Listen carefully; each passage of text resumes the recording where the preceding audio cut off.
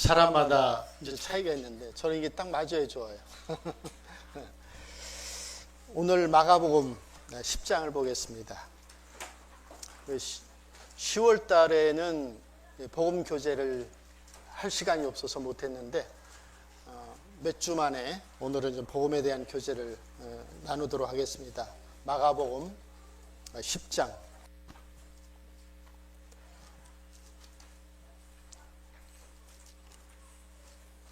10장의 뒤에 부분을 보겠습니다. 46절부터 52절까지 보도록 하겠습니다. 자, 성경을 읽겠습니다.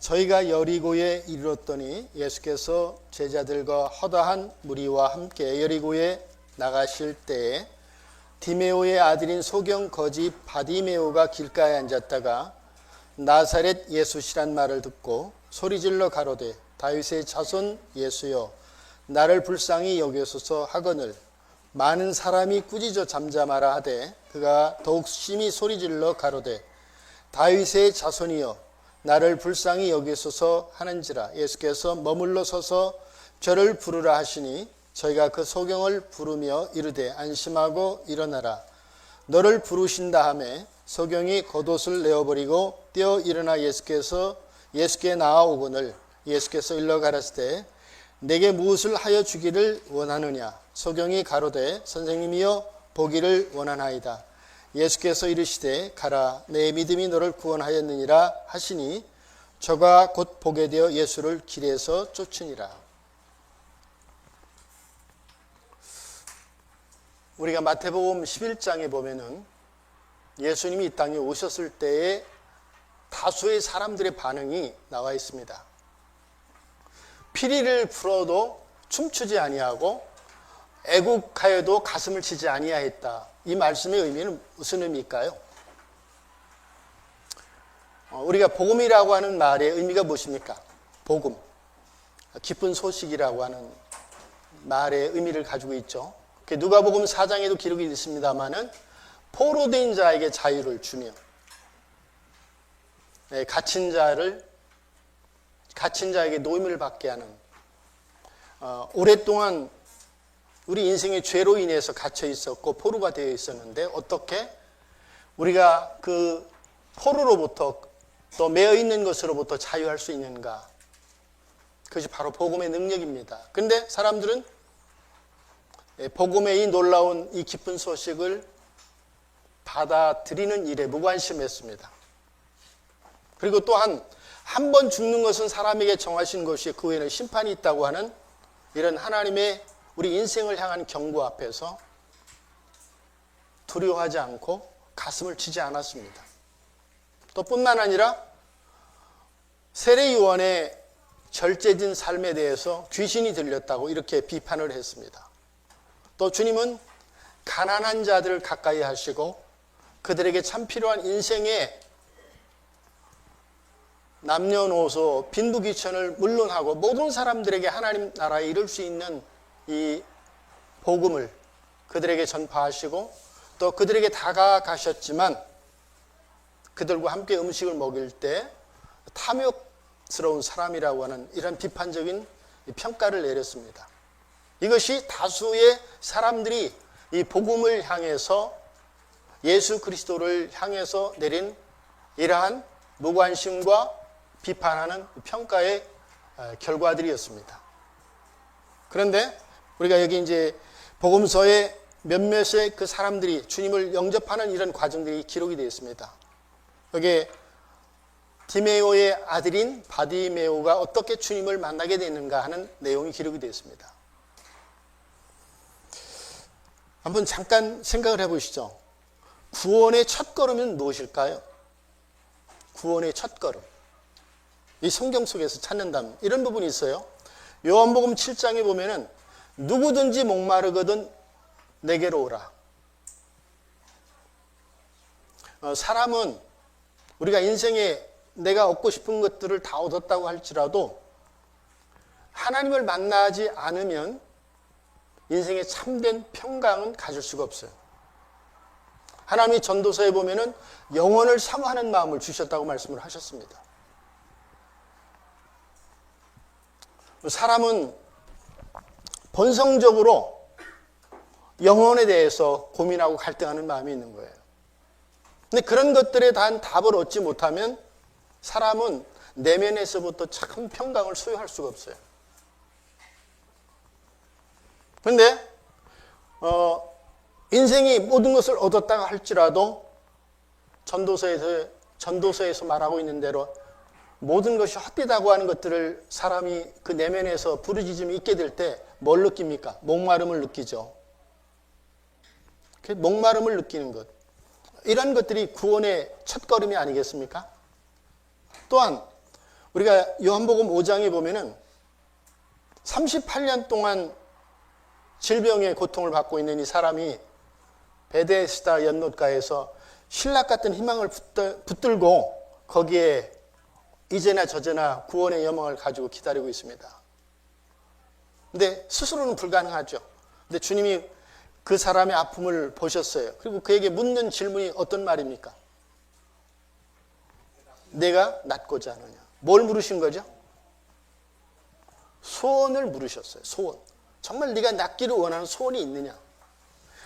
오랜 질병을 앓다 보면 사람은 자포자기를 모든 걸 포기하게 됩니다.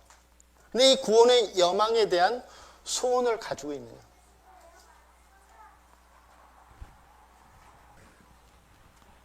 근데 바로 이 구원의 첫걸음이 뭐냐면 목마름, 영혼의 목마름을 갖는 것.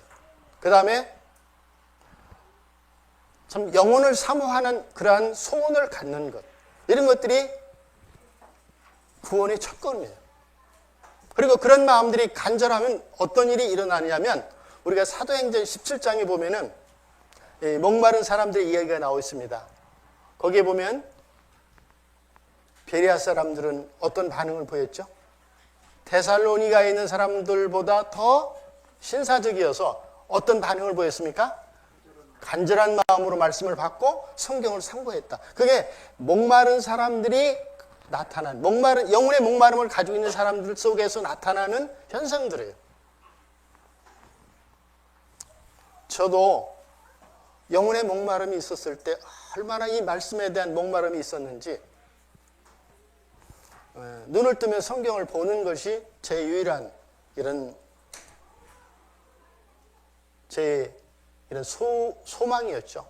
그 속에서 영생을 발견코자 하는 그런 소망이 그 속에 있었습니다.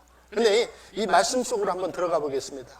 이 성경 속에서 구원의 이 첫걸음이 나타나 있는 것은 어디에서 우리가 볼 수가 있나요?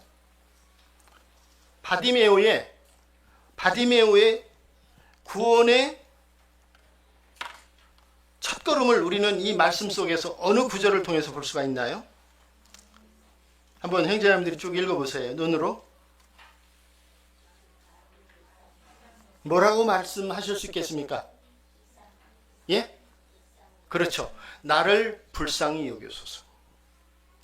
이걸 이렇게 쓸 수 있죠. 표현은 다릅니다. 여기에 목마름, 그 다음에 소원. 근데 지금 나를 불쌍히 여겨소서, 이건 뭐죠?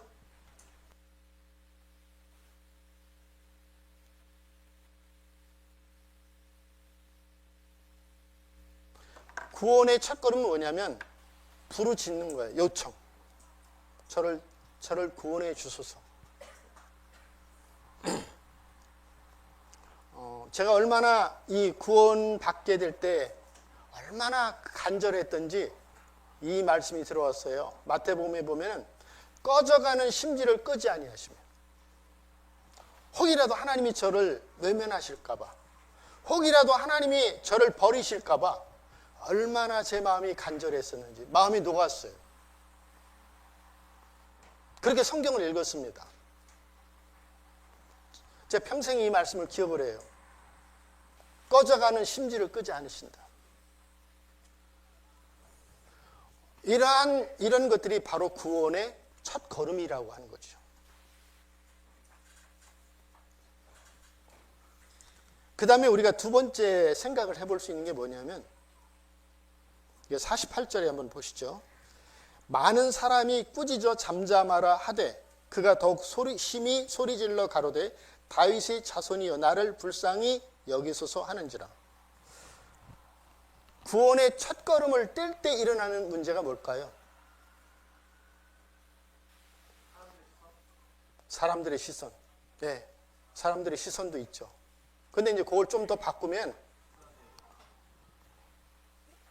어떤 것이 일어나냐면, 제가 한번 제 예를 제가 몇 번 드린 적이 있었는데, 제가 진정으로 인생을 생각하면서 이 신앙을, 예수 그리스도를 믿는 믿음을 찾아야겠다는 마음을 갖고 어머니에게 선포를 했어요. 어머니, 제가 예수를 믿어야겠습니다. 예수님을 믿어야겠습니다.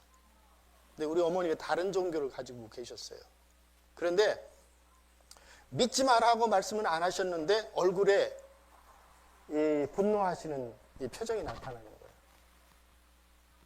그게 뭡니까? 그거를 뭐라고 할 수 있죠? 압력입니다. 압력.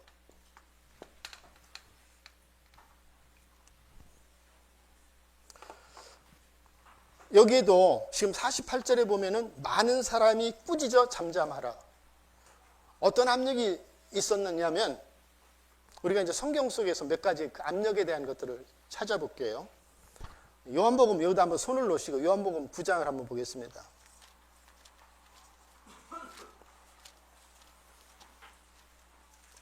(9장) 1절 2절을 한번 보시죠. 페이지수로 160페이지입니다. 신약에.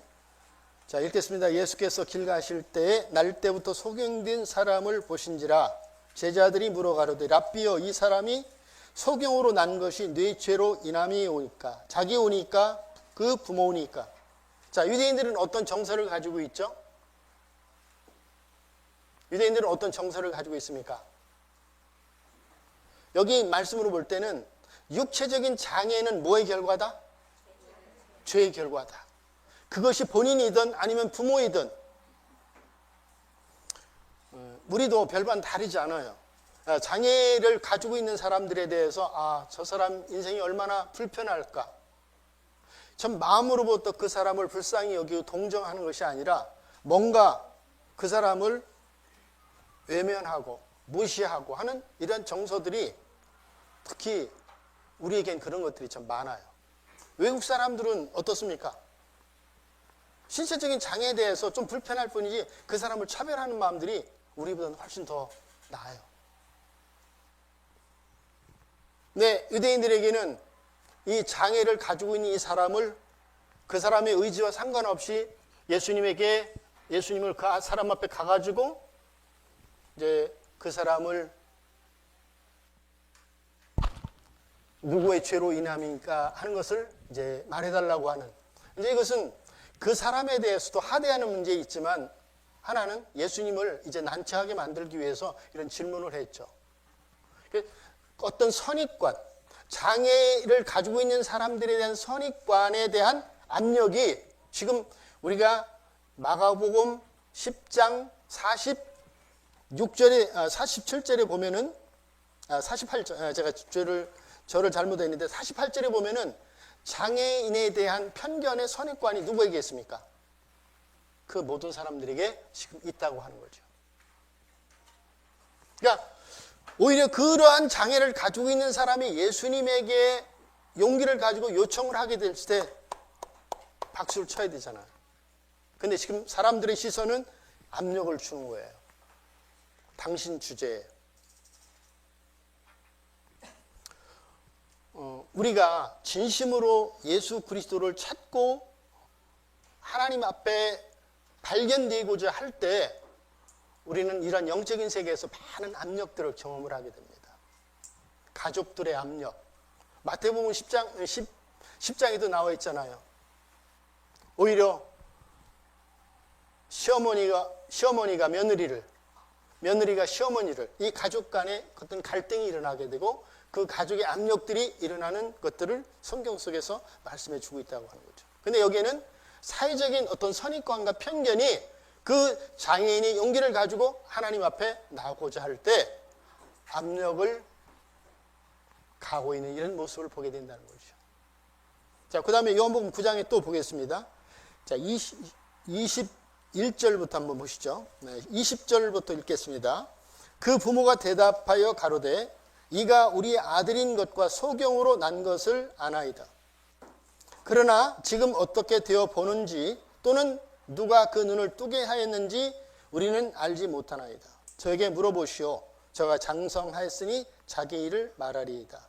그 부모가 이렇게 말하는 것은 이미 유대인들이 누구든지 예수를 그리스도로 시인하는 자는 출교하기로 결의하였으므로 저희를 무서워함이로라. 여기 또 다른 압력이 있어요. 어떤 압력입니까? 여기에 지금 바디메오하고 다르게 여기 또 한 사람의 소경이 있습니다. 근데 그 소경이 눈을 뜨게 됐어요.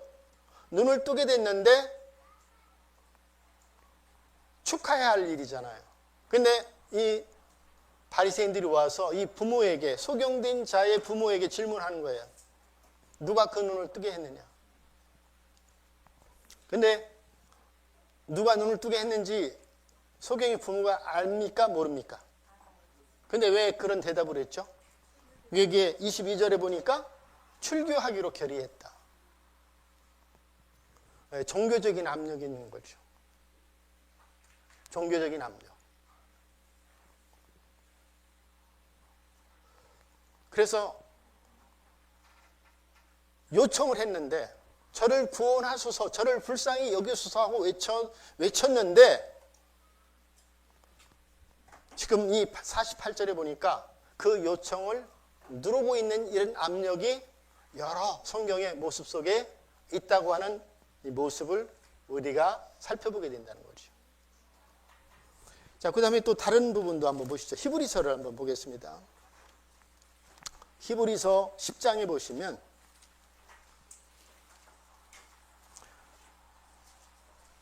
26절입니다.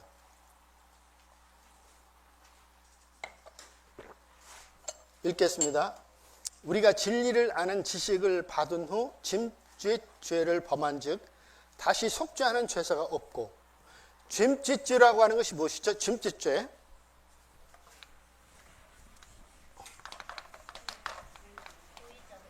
예? 예, 고의적으로 짓는 죄죠. 그러면 여기서 말하는 짐짓죄는 고의적으로 짓는 죄인데, 고의적으로 짓는 죄인데 어떤 부분일까요? 도덕적인 문제일까요? 아니면 다른 문제일까요? 여기서 말하는 이 짐짓죄라고 하는 것은 어떤 문제죠? 네, 그렇죠. 여기서 우리가 생활하다 보면은 죄를 짓게 될 때, 도덕적인 문제 죄를 짓게 될 때 의지적으로 짓습니까? 모르고 짓습니까? 모르고 줄 때도 있죠. 근데 대다수가 어떻습니까? 알면서도 죄를, 저는 그런 경우가 없어요. 알면서도 짓는 죄는 저는 안 짓습니다. 이런 분이 있나요? 그런 분 없습니다. 알면서도 죄를 져요. 근데 여기서 말하는 짐짓죄라고 하는 것은 이 문제를 다루지 않습니다. 어떤 문제냐면 옛 것으로 다시 돌아가고자 하는 거예요. 의지적으로 예수 그리스도를 알게 됐어요. 그분이 하나님의 아들이라고 하는 것을 알게 됐는데 쭉 시간이 지나다 보니까 회의를 느끼는 거예요. 그래서 다시 옛 것으로 돌아가고자 하는, 옛 전통으로 돌아가고자 하는 이 것을, 의지적으로 옛 것으로 돌아가고자 하는 것을 여기서 말하는, 히브리서에서 말하는 짐짓죄라고 하는 것은 그것을 얘기한다는 거죠. 과거 율법의 전통으로 돌아가고자 하는 것. 제가 이런 분들을 여러 번 만나요. 복음을 전하다 보니까 작년인가에도 한 분 이렇게 오셨었잖아요. 연세가 드신 분. 제가 며칠을 이제 그 복음을 복음을 이렇게 전해드렸어요. 성경의 사실성에 대해서도, 그분이 오랫동안 교회를 다녔지만 성경이 왜 사실인가 하는 사실성에 대해서 말씀을 드리고, 어떻게 죄가 용서되어지는가 하는 것들에 관해서 성경을 쭉 말씀을 해드렸어요. 근데 이분이 굉장히 이제 마음이 지금 누가복음 4장에 말씀하고 있는 대로 자유로워진 거예요. 기뻐하는 거예요. 그런데 이분에게 이제 압력이 오는 거예요. 압력. 전에 다녔던 교회에. 이제 알지 못하는 이런 사이에 아마 이제 와서 교제를 하고 이런 부분에 대해서 교제를 하다 보니까 이제 우리가 이 참 영원한 속죄를 이루는 이 복음에 대한 것들이 이제 잘못됐다고 얘기를 이렇게 하시게 된 것 같아요.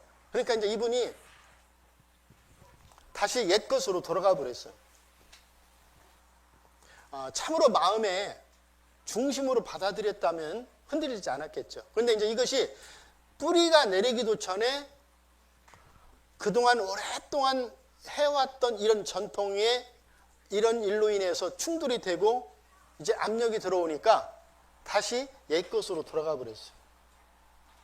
이분이 얼굴부터 달라졌어요. 무거운 멍에를 맨 얼굴이 바뀌어진 거예요.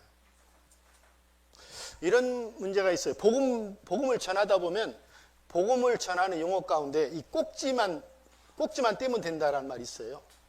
예를 들면 이렇잖아요. 고추가 쭉 이렇게 달려 있잖아요. 근데 이게 거의 뭐라 그럴까요? 다 익으면은 꼭지가 따기가 쉽습니까? 어렵습니까? 쉽죠. 그래서 이제 마지막 성경이 사실성 하나님의 살아계심, 그 다음에 죄가 무엇인가 하는 것들을 전하게 될 때, 그리고 죄의 결과가 무엇인가 하는 것들을 쫙 준비가 돼서 그런 것들이 영혼이 밭가리가 돼가지고 준비가 되면 마지막으로 뭘 전합니까? 어떻게 죄가 용서되어지는가.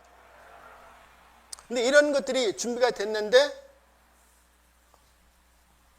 이제 다음에 이제 이분에게 십자가의 도를 전해야지. 그래서 이분이 어떻게 죄로부터 노임을 받는가 하는 것들을 이제 알려줘야지. 이렇게 딱 마음을 기도하고 준비를 하고 있는데 어떤 문제가 생기느냐면 죄임죄죄. 과거로 다시 그 옛 것으로 다시 이분의 마음이 돌아가 버리는 거예요. 어떤 주변의 어떤 일들로 인해서 이분이 우리가 전하고 있는 이 영원한 복음에 대한 것들이 잘못됐다는 얘기를 이렇게 듣게 될 때 이분의 마음이 흔들려 가지고 옛 것으로 다시 돌아가는 거예요. 그래서 꼭지만 따면 되는데 꼭지를 못 따고 그분을 참 영원히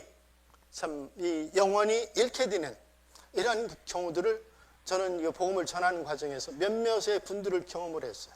그래서 여기에도 지금 히브리서 10장 26절에서 말씀하고 있는 이 짐죄죄라고 하는 이것이 의지적으로 옛것으로 돌아가는, 다시 말하면 전통이라고 하는 것으로부터 사람이 노임받기가 참 어렵다는 거죠. 그 압력이 너무나 큰 거예요. 그래서 지금 제가 몇 가지 압력을 말씀드렸죠. 첫 번째는 선입관. 장애를 가지고 있는 것이 죄의 결과라고 하는 선입관이 지금 이 바디메오가 소경이 구원의 요청을 했을 때 오히려 그것을 박수치고 환호해주고 기뻐하는 것이 아니라 그를 눌러서 나오지 못하도록 하는 이런 압력을 가하고 있는 이 모습이 이 성경 속에 나타나 있다는 거죠. 또 다른 모습 가운데는 종교적인 압력이 예수 그리스도에게 나오는 이 길을 막고 있는 또 다른 압력을 보고 있다고 하는 거죠. 그 다음에 전통이라고 하는 것이 사람들이 오랫동안 해왔던 어떤 그것이 사회적인 관습이든지 아니면 종교적인 관습이든지 사람들은 전통으로부터 쉽게 노임을 받지 못하는 이런 압력이 옛적 시대이든 오늘날 시대이든 동일하게 구원의 첫걸음을 떼고 예수 그리스도 앞에 나오게 될 때 이런 문제들을 만나게 된다는 거죠.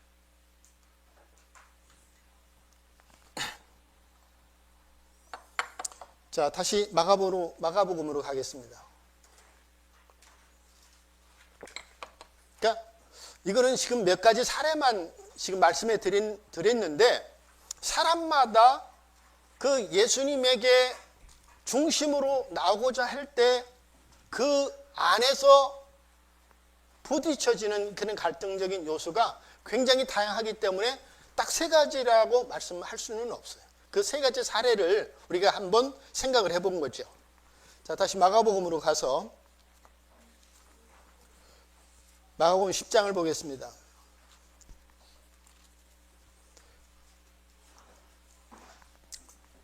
우리가 10장에 보면은 48절 한번 다시 한번 읽어보겠습니다. 많은 사람이 꾸짖어 잠잠하라 하되 그가 더욱 심히 소리질러 가로되 예, 그리고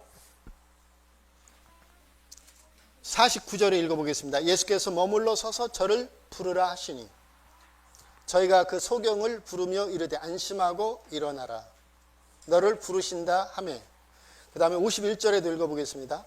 예수께서 일러 가라사대 내게 무엇을 하여 주기를 원하느냐. 우리가 48절 49절 계속 이어지는 이 내용 가운데 우리가 이제 세 번째 살펴보기를 원하는 것은 뭐냐면, 예수님께서 지금 이 바디메오에게 무엇을 바라보고 계셨는가, 무엇을 지켜보고 계셨는가 하는 것을 우리가 이제 생각을 해보는 거죠. 자, 여기 두 사람을 한번 비교해 보겠습니다. 요한복음 9장에도 다시 한번 비교를 해보는데요. 요한복음 9장에 보면은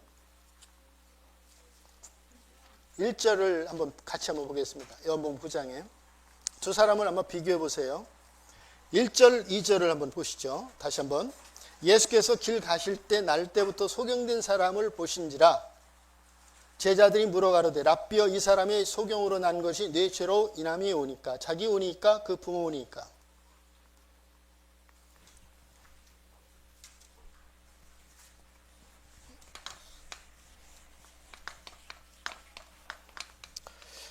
자, 요한복음 9장에 소경의 이름은 나와 있지 않습니다. 근데 마가복음 10장에는 바디메오라고 하는 소경의 이름이 나와 있습니다. 근데 어떤 차이가 있느냐면, 바디메오는 자기가 요청을 했어요. 구원의 요청을 했습니다. 다윗의 자손 예수여 저를 불쌍히 여겨 주소서 이렇게 외쳤어요. 근데 이어 요한복음 9장에 나오는 이 소경은 자기 의지로 예수님 앞에 나온 사람이 아니었습니다. 자기 의지로 예수님께 나온 사람이 아니고, 사람들이 그 사람의 예수님을 난처하게 하기 위해서 지금 그 사람이 가지고 있는 그 사람을 이제 예수님 앞에 이제 화제의 대화의 화제로 삼아서 예수님을 곤란하게 하고자 하는 이런 의도로 이 소경이 여기 서 있다는 거죠. 그런데 예수님이 이제 그 사람을 불쌍히 여기셨기 때문에, 자, 3절 한번 보시죠. 예수께서 대답하시되 이 사람이나 그 부모가 죄를 범한 것이 아니라 그에게서 하나님이 하시는 일을 나타내고자 하심이니라.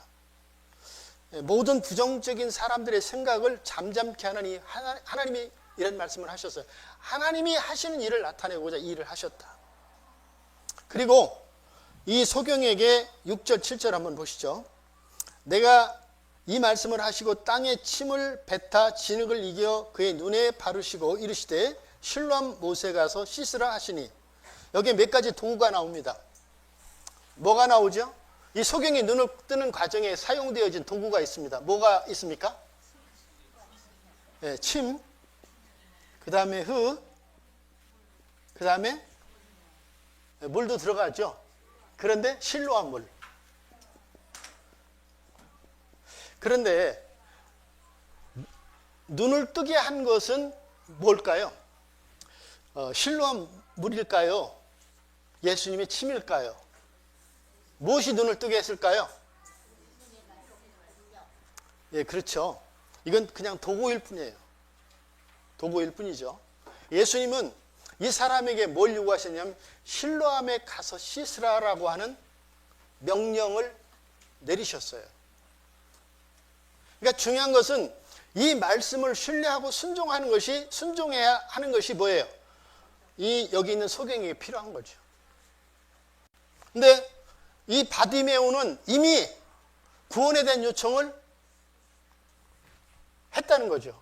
다윗의 자손 예수여 저를 불쌍히 여겨 주십시오. 근데 이제 이것이 서로의 모습 가운데 다릅니다. 자, 그런데 동일한 것이 있어요. 두 사람의 모습 속에 동일한 게 뭐냐면, 요한복음 9장의 뒤로 한번 보시죠. 30절부터 한번 보겠습니다. 30절부터 읽어보겠습니다. 그 사람이 대답하여 가로되 이상하다. 이제 지금 바리새인들이 계속 신문을 하는 거예요. 그 과정 속에 기록된 말씀입니다. 그 사람이 대답하여 가로되, 여기서 말하는 그 사람은 소경을 얘기를 합니다. 이상하다. 이 사람이 내 눈을 뜨게 하였으되 당신들이 그가 어디서 왔는지 알지 못하는도다. 하나님이 죄인을 듣지 아니하시고 경건하여 그의 뜻대로 행하시는 자는 들으시는 줄을 우리가 아나이다. 창세 이후로 소경으로 난 자의 눈을 뜨게 하였다 함을 듣지 못하였으니 이 사람이 하나님께로부터 오지 아니하였으면 아무 일도 할 수 없으리이다. 저희는 바리새인들입니다. 저희가 대답하여 가로되 내가 온전한 죄 가운데서 나서 우리를 가르치느냐 하고 이에 쫓아내어 보내니라. 자, 여기다 두 사람을 다시 한번 비교해 보죠. 마가복음 10장 48절 한번 다시 이렇게 비교 한번 보세요. 많은 사람이 꾸짖어 잠잠하라 하되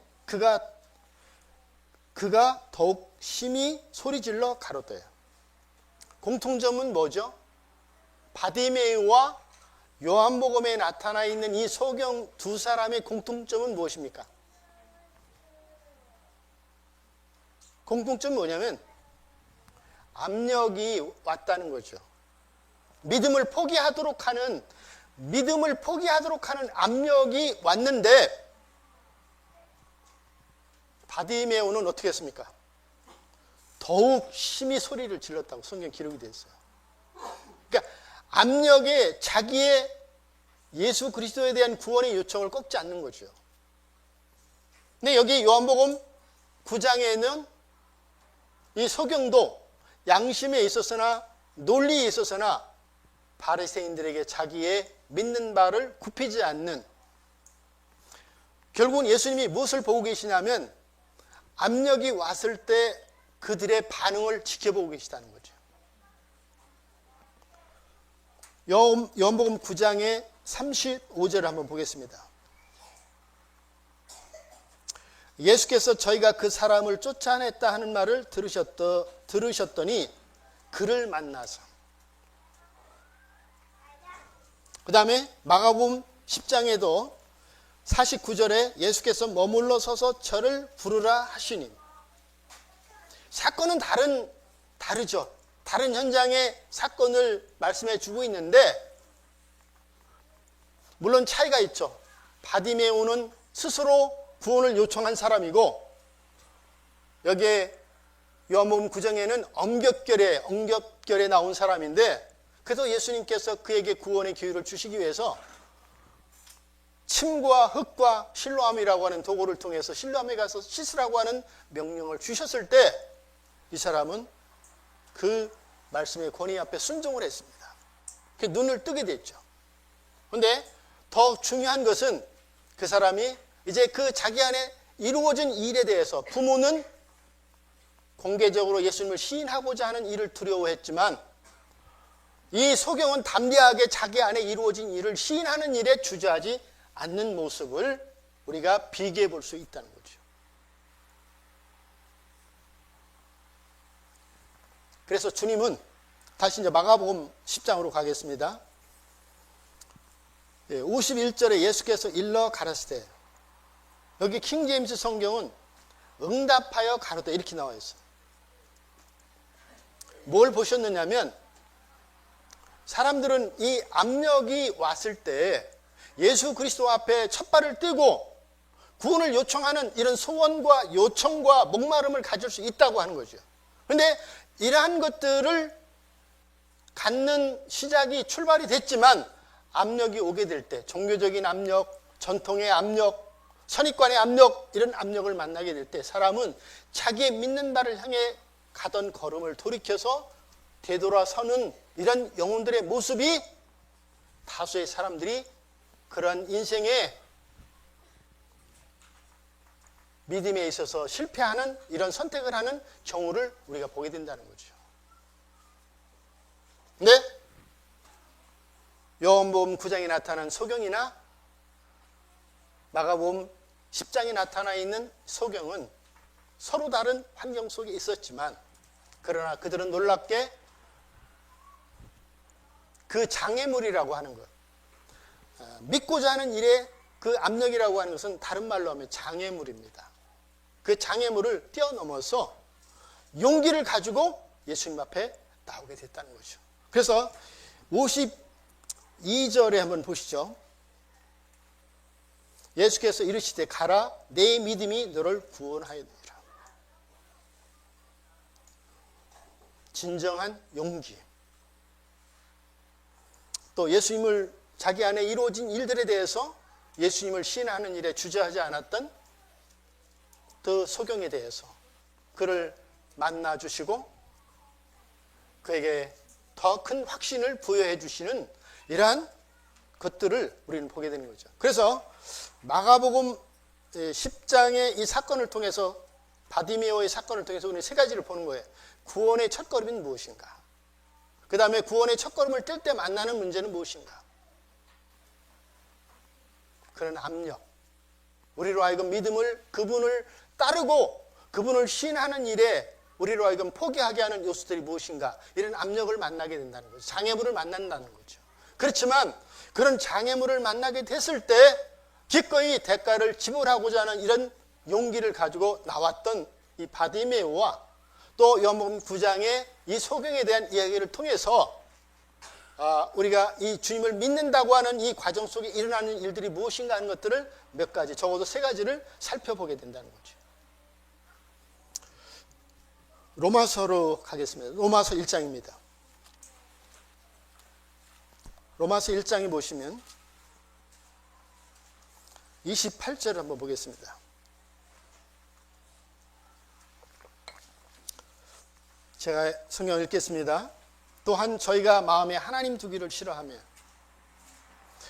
우리가 그럼 우리 이 시대에서 만나는 가장 큰 장애물이 뭘까? 똑같이 지금 선입관에 대한 장벽, 종교적인 장벽, 어떤 전통에 대한 장벽 이런 것들을 우리가 만나서 그런 장애물 때문에 장애물을 뛰어넘고 예수님 앞에 나온 이런 경험도 있으실 테고 아니면 그것 때문에 예수님께 나오지 못하는 사람들의 사례도 있을 수가 있습니다. 그런데 그렇지만 우리가 현실에서 가장 크게 만나는 가장 큰 어려운 장애물이 뭘까? 지금 이 말씀 속에 한 가지 우리가 생각을 해볼 것이 있습니다. 마음에 하나님 두기를 싫어했다. 죄의 본질이 뭘까요? 죄라고 하는 것. 우리가 보통 죄라고 하면 그렇습니다. 남을 속이는 거, 남을 미워하는 거, 남을 험담하는 거 다 죄죠. 그런데 죄의 본질은 뭐죠? 죄의 본질. 마음에 하나님 두기를 싫어하는 거예요. 마음에 하나님을 주로 모시지 않는 것이 바로 죄의 본질이라는 거죠. 예수님을 중심에 주로 인정하지 않게 될 때 남을 미워하게 되고 또 남을 험담하게 되고 해도 부끄러움을 느끼지 못하는 거죠. 그런데 주님을 중심에 주님을 모셨다고 하면 그런 것들이 일어날 수는 있지만 양심의 가책을 느끼게 되는 거죠. 돌이키게 되는 거죠. 그런 그 예를 한번 우리가 누가복음 18장에서 한번 보겠습니다. 누가복음 18장에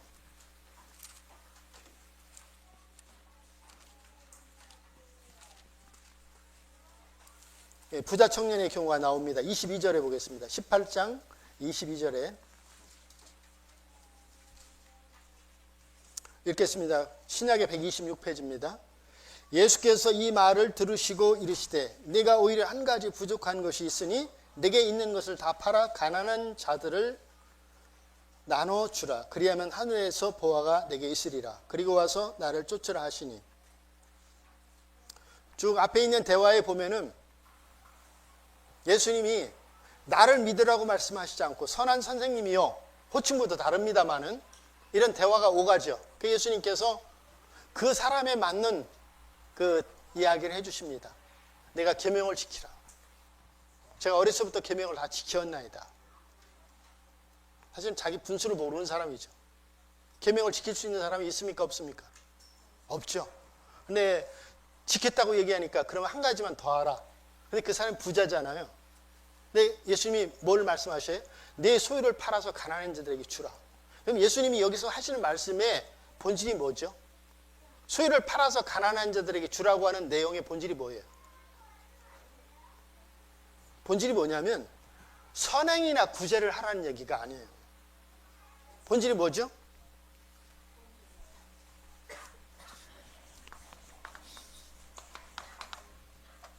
사실 그 굉장히 어렵죠. 1,000만 원이 있어서 1,000만 원 가지고 가난한 자들을 선행을 하라고 해도 어려운데 전 재산을 거기에다 하라고 그러면 저부터도 노하죠. 근데 예수님께서 여기에 이 부자 청년에게 하신 말씀의 본질은 뭐냐면 하나님보다 더 사랑하는 것.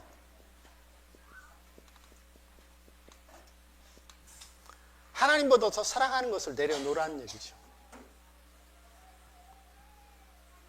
죄의 본질은 뭐예요? 하나님보다 더 사랑하는 이 모든 것이 바로 죄예요. 그래서 이 부자 청년에게 선행이나 구제를 말씀하신 것이 아니고 너의 가장 큰 영생을 얻는 길의 가장 큰 장애는 하나님보다 더 사랑하는 것을 네가 내려놓을 용기가 있느냐. 그 하나님보다 더 사랑하는 것을 내려놓는 것이 바로 네가 영생을 얻을 수 있는 지름길이라고 말씀하신 거죠.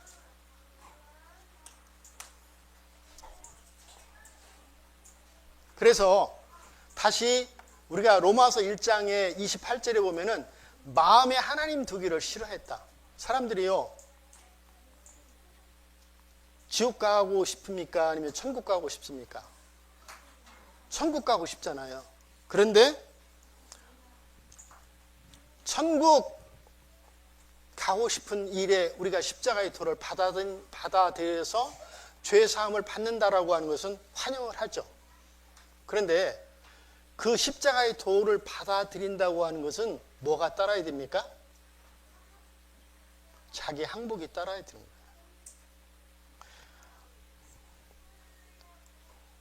마음에 하나님 두기를 싫어하는, 다시 말하면 하나님보다 더 사랑하는 것이 그것이 무엇이든지 간에 내가 직장일 수 있고 돈일 수도 있고 어떤 명예일 수가 있습니다. 그런데 그러한 것들을 하나님의 주권 앞에서 내려놓는 선택을 하는 것이 십자가의 도를 받아들인 사람의 진정한 믿음의 결과라는 거죠. 그것이 여기에 나오는 여러 가지 압력들이 있지 않습니까? 선입관, 그다음에 종교적인 압력, 그다음에 전통에 대한 압력. 근데 사람은 그 마음속에서 계산을 하잖아요. 근데 가장 어려운 이 압력이 뭐냐면 자신을 하나님 앞에서 하나님보다 더 사랑하는 것을 내려놓는 이와 같은 선택과 결정을 하기가 그것이 가장 어려운 숙제라는 거죠.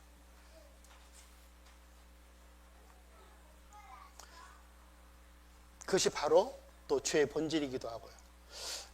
더 하나 다른 모습을 또 보시죠. 사도행전을 한번 보겠습니다. 사도행전의 10장입니다. 사도행전 10장에 보시면 14절입니다. 204페이지 읽어보겠습니다. 베드로가 가로되 주여 그럴 수 없나이다. 여기에 이 14절을 속되고 깨끗지 아니한 물건을 내가 언제든지 먹지 아니하였사옵나이다 한데 여기 베드로의 잘못은 뭐죠? 베드로의 잘못이 무엇입니까? 네? 네. 주님이라고 주여 이렇게 주여라고 했으면 노라고 대답을 해야 됩니까? 안 해야 됩니까? 아니죠. 근데 주라고 하면서 베드로는 노라고 대답을 했습니다.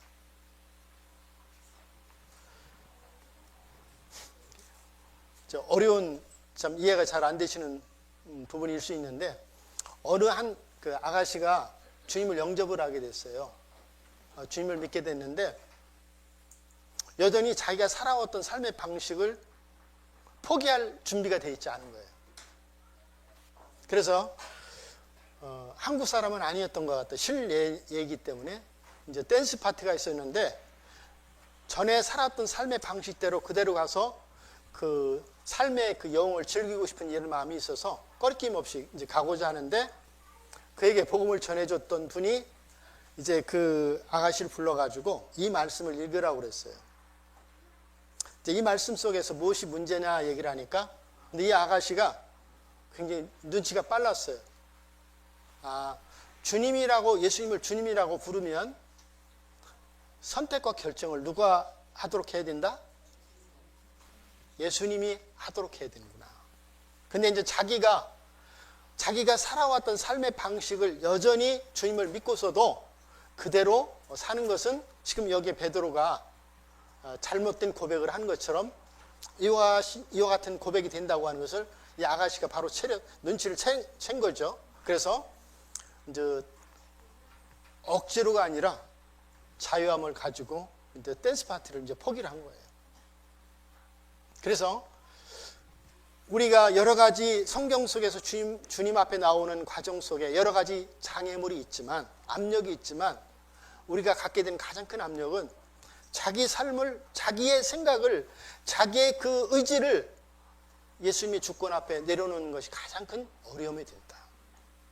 근데 그것을 내려놓는 이 걸음이 바로 진정한 믿음의 걸음이라고 하는 것을 우리가 같이 생각을 해보는 거죠. 자, 그리고 몇 가지만 더 교제하고 마치겠습니다. 에베소서 2장을 한번 보시죠. 에베소서 2장에 보시면, 근데 왜 이런 첫걸음을 뛸 때 왜 이런 일들이 일어나는가? 2장 1절 2절에 보시면, 자, 읽겠습니다. 너희의 허물과 죄로 죽었던 너희를 살리셨도다. 그때 너희가 그 가운데서 행하여 이 세상 풍속을 쫓고 공중의 권세 잡은 자를 따랐으니. 자, 우리가 예수님을 믿기 전에 영적인 세계의 주권은 누가 가지고 있습니까? 내 자신에게 있습니까? 아닙니다.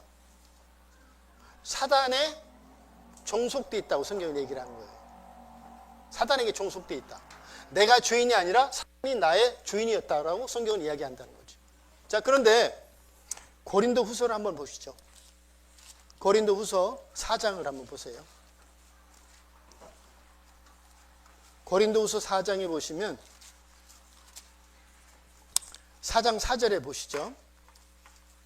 읽겠습니다. 그 중에 이 세상 신이 믿지 아니하는 자들의 마음을 혼미케 하여 그리스도의 영광의 복음의 광채가 비치지 못하게 함이니. 여기 보면 우리 인생을 따랐던 그 주인이 있는데, 우리가 주인을 바꾸게 될 때 사단이 아니고 예수 그리스도를 주인으로 우리의 삶의 섬김의 대상을 바꾸고자 할 때 사단이 쉽게 우리를 보내주지 않는다는 거죠. 그래서 그 사단이 우리 속에서 지금 마가복음이나 요한복음을 통해서 나타났던 구원의 첫걸음을 뗄 때 일어났던 그 현상은 압력이지만, 그 압력이 사람을 통해서, 현상은 사람을 통해서 왔지만 사실은 그 사람의 현상을 통해서 나타나게 한 장본인은 누구냐면, 우리가 에베소 2장과 고린도서 4장을 볼 때 그것은 사람이 아니고 사단이라는 거죠. 왜 그렇습니까? 베드로 전서 5장을 한번 보시죠. 베드로 전서 5장 8절입니다. 자, 읽겠습니다. 근신하라, 깨어라, 너희 대적 마귀가 우는 사자같이 두루 다니며 삼킬 자를 찾나니. 사실은 그 갈등을 일으킨 요소가 예수님께서 소경의 눈을 뜨게 하는 일에 침과 흙과 실로암이라고 하는 물을 도구로 사용하셨다면, 사단은 누구를 도구로 통해서 믿음의 걸음을 하나님 앞에 나가지 못하도록 합니까? 바로 환경이나 사람을 통해서 똑같이 그들의 도구를 통해서 예수님을 진정으로 믿는 일에 우리로 하여금 나가지 못하도록 한다고 하는 거죠. 그래서 그 압력이라고 하는 것들이, 장애물이라고 하는 것이 누구를 통해서 왔느냐면 우는 사자처럼 우리를 두렵게 한다든지 이런 압력으로 인해서, 그런 걸로 인해서 우리가 믿고자 하는 그 중심을 포기하도록 내려놓는 이런 장본인의 역할을 한 것이 바로 공중의 권세 잡은 자의 역할이라고 하는 것을 성경은 말씀해 주고 있다는 거죠. 이것은 우리가 구원을 받는 과정에서뿐만 아니라 우리가 신앙을 주님 앞에서 성장하고 성숙해 가는 과정 속에서도 계속해서 그와 같은 역사 가운데 우리로 하여금 막아서는 자가 바로 사단이라고 하는 것을 우리가 아는 것이 필요합니다. 또 교회 안에서도 마찬가지죠.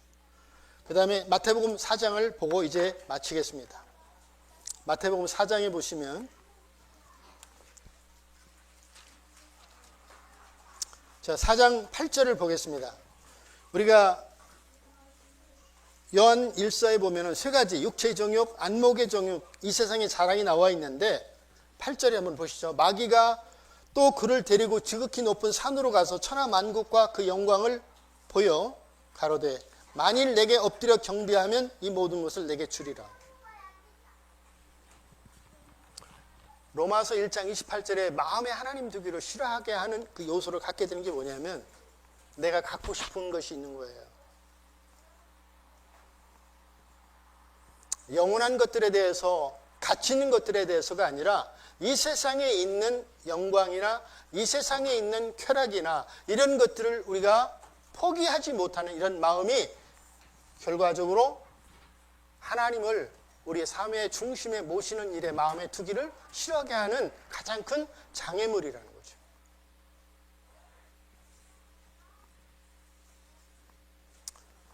마지막으로 지금 5번째 살펴본 것은 왜 이러한 일이 일어나는가 하는 이유를 설명하고 있는 거죠.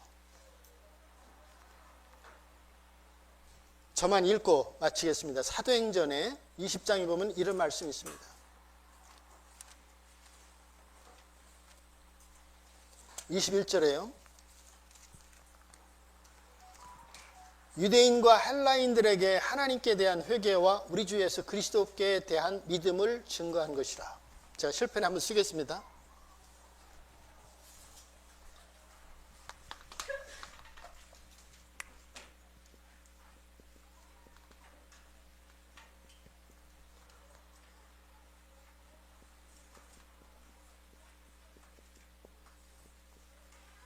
자, 사도 바울은 사도행전을 통해서 하나님께는 뭐가 필요하다고 얘기했죠? 성경에 보니까